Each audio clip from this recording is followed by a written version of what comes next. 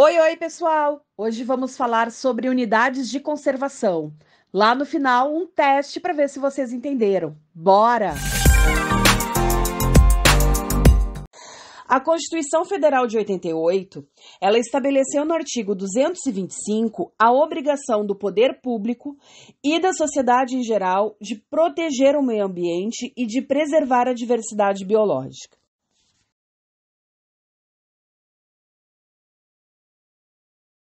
Para conseguir colocar em prática essa determinação constitucional, foi criada uma lei federal regulamentando então como que isso aconteceria. Foi nesse contexto que surgiu o Sistema Nacional de Unidades de Conservação da Natureza. Então, pessoal, o Sistema Nacional de Unidades de Conservação da Natureza, SNUC, foi criado a partir de uma lei federal de número 9.985, lá no ano 2000.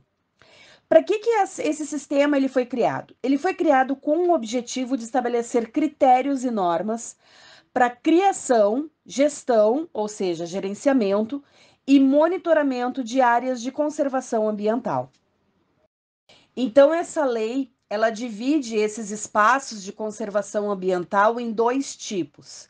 Nós temos as unidades de proteção integral e temos as unidades de uso sustentável.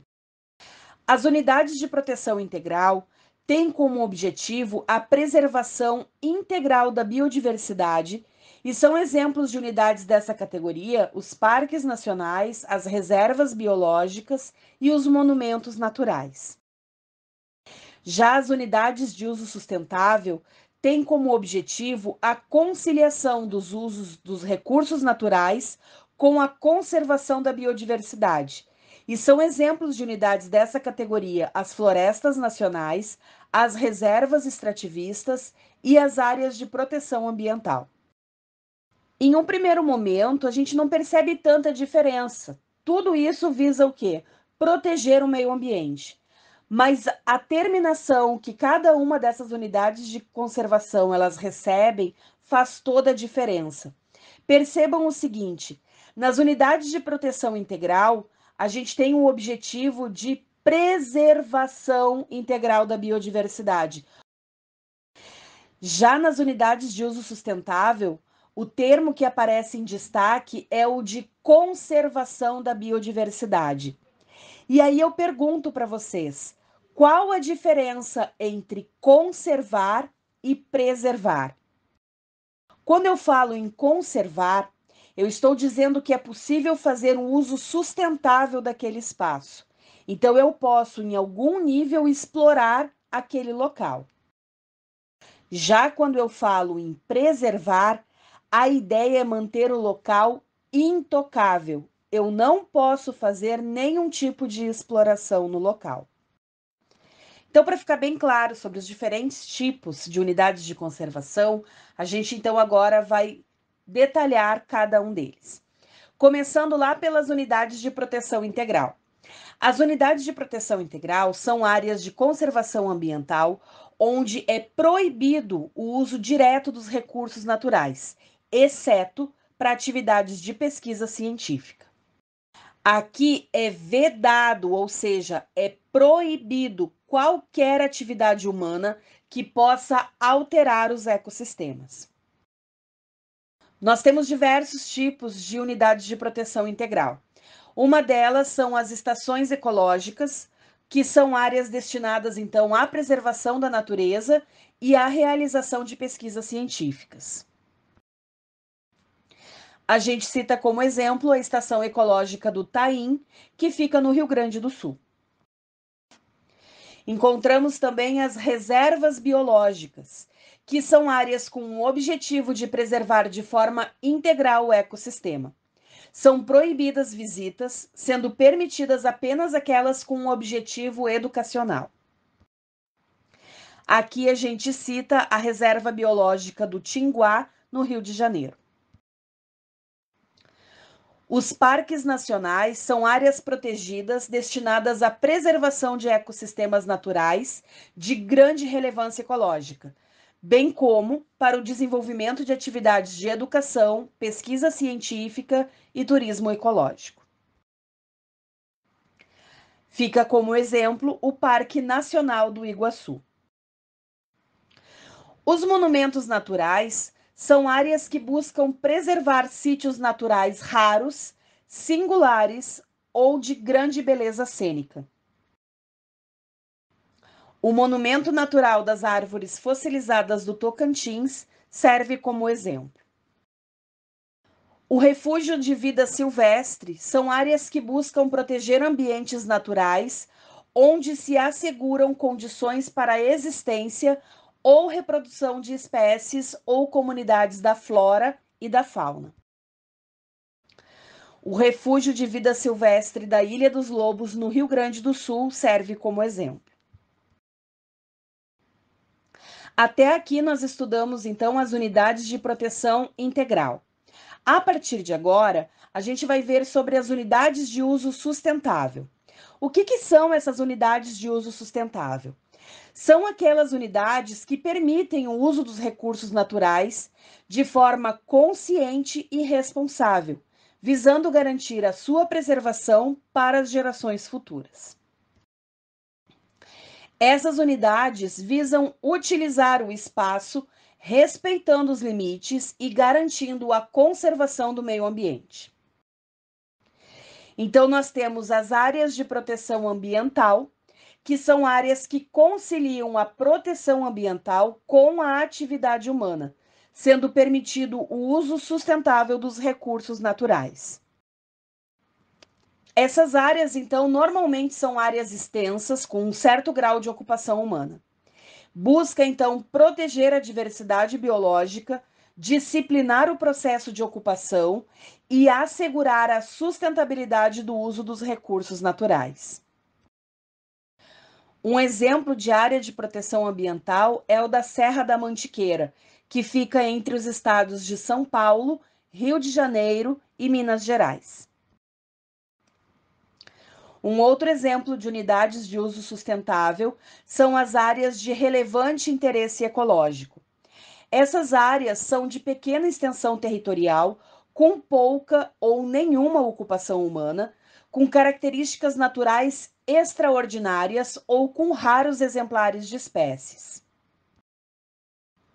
O objetivo dessas áreas é manter os ecossistemas naturais e regular o uso dessas áreas de forma que seja compatível com os objetivos de conservação. Um exemplo é uma área de relevante interesse ecológico da Serra da Abelha, no estado de Santa Catarina. Já a Floresta Nacional são áreas em que é permitida a exploração sustentável, desde que seja feita de forma planejada e controlada. Também não é qualquer tipo de exploração que é permitido. São áreas com cobertura vegetal predominantemente nativa e têm como objetivo básico o uso sustentável dos recursos, além da pesquisa. A gente cita como exemplo a Floresta Nacional do Tapajós, no estado do Pará.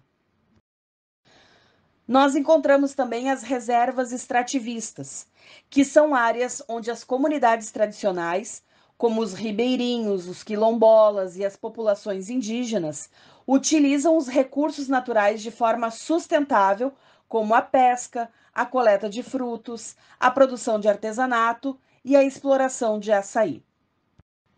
Um exemplo é na reserva extrativa do Rio do Ouro.